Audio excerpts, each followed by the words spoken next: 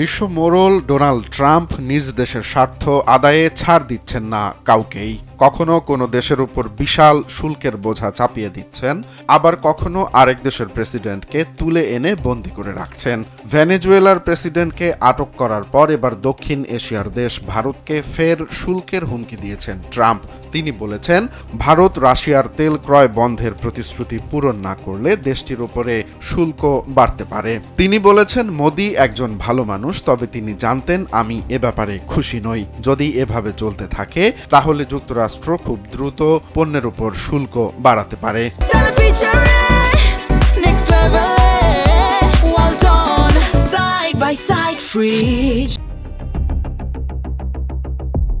রোববার এয়ারফোর্স ওয়ানে সাংবাদিকদের সঙ্গে কথা বলার সময় ট্রাম্প এই হুঁশিয়ারি দেন।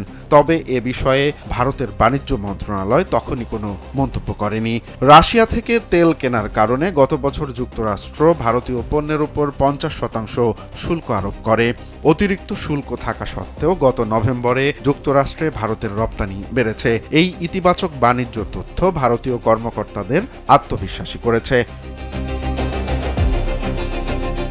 ফলে ভারত মার্কিন বাণিজ্য দাবির বিরুদ্ধে কঠোর অবস্থান বজায় রেখেছেন। যদিও কৃষি পণ্য আমদানির মতো কিছু ক্ষেত্রে সীমিত নমনীয়তার ইঙ্গিত দেয়া হয়েছে, তবে পরিসংখ্যান বলছে রাশিয়া থেকে ভারতের তেল কেনার পরিমাণ ইতোমধ্যেই কমেছে।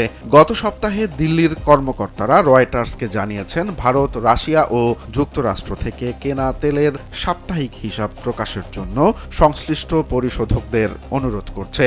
তাদের মতে ওয়াশিংটনের সঙ্গে একটি বাণিজ্য চুক্তিতে পৌঁছানোর লক্ষ্যেই নয়াদিল্লি ধীরে ধীরে রাশিয়ার অপরিশোধিত তেল আমদানি কমাতে চায়।